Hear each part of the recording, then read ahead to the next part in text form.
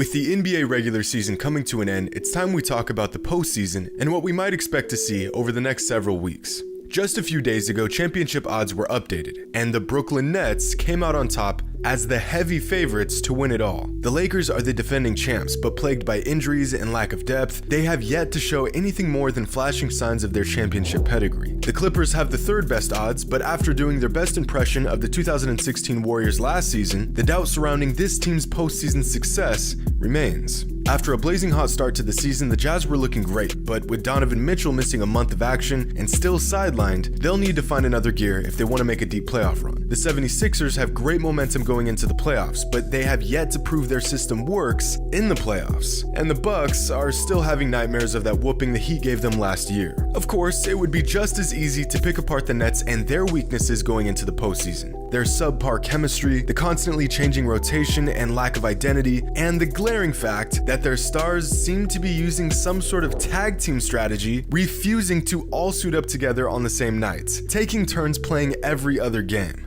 But there is a reason why odds makers see Brooklyn as the favorites going into this postseason. This team is way better than their play, numbers, or even wins reflect. We will soon see the full potential of the Durant, Harden, and Kyrie Big Three, and it may just be some of the greatest basketball we've ever seen. So far this season, this trio has played 8 games together, a shockingly low number that resulted in 6 wins and 2 losses. And in those 8 games, here are the stats of their Big Three.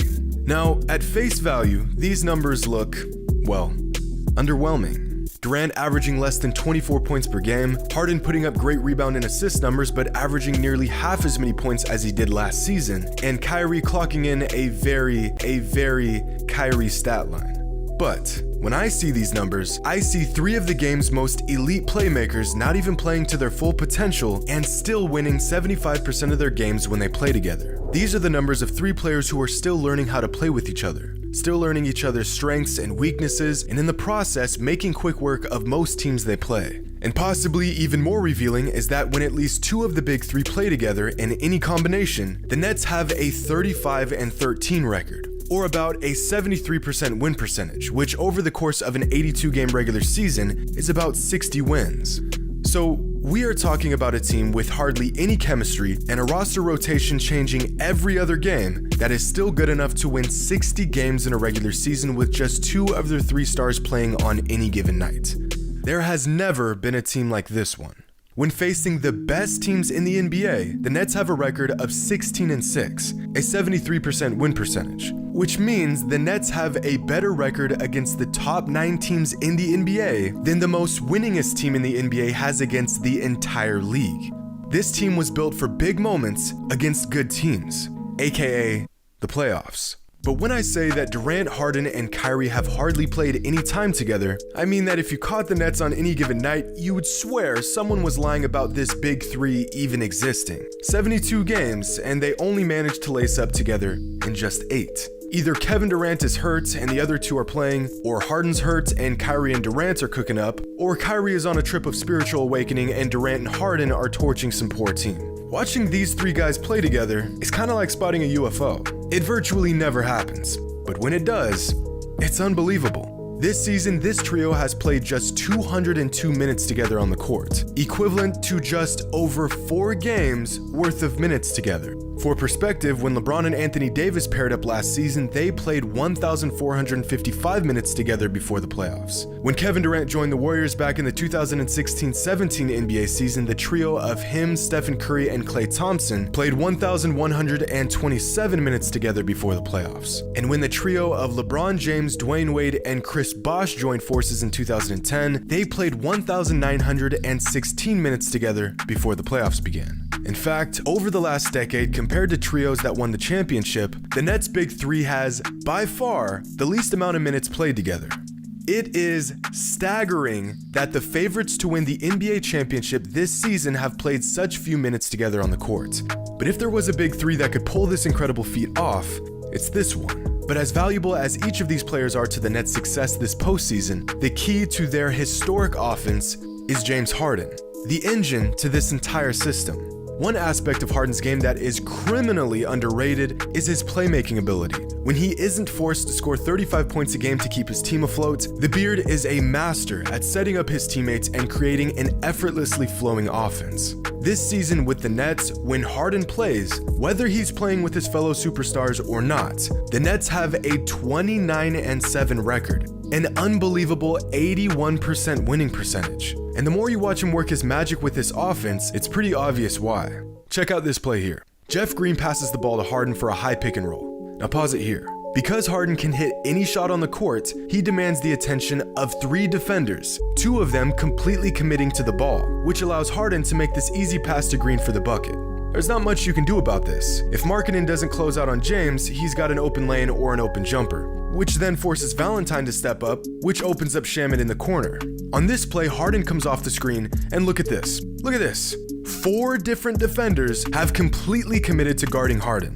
This is what happens when you have an all-world bucket getter running your offense. The defense is forced to pick their poison.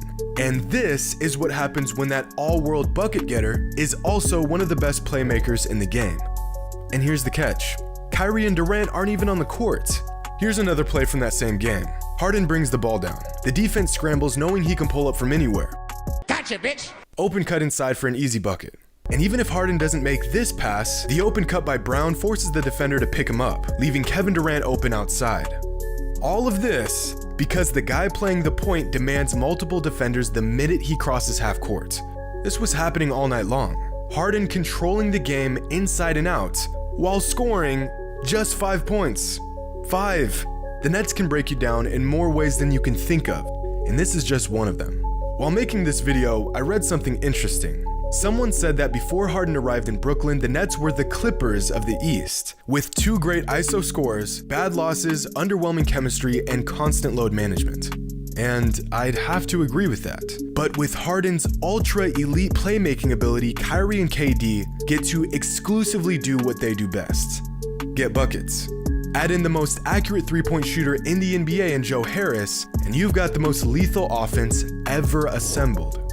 Sure, the chemistry between these guys is still a work in progress, but let's be honest, Harden, Durant, and Kyrie have all been to the finals. In fact, between the 3 of them, they have 8 finals appearances and some of the biggest shots in finals history. Realistically, if you had to choose 2 players in the entire NBA to have the ball in their hands with a championship on the line, who would you pick?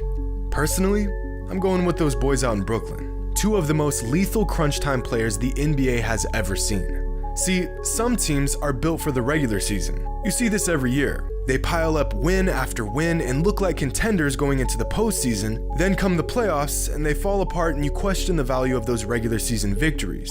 Well, this Nets team is on the other end of that spectrum. A team that isn't going to amass a crazy regular season win total, but when it matters most, they're gonna run you out of the building. And to show just how different this big 3 is, here's a graph of the best crunch time scores in the NBA, with points per game in the 4th quarter on the y-axis and true shooting percentage on the x-axis.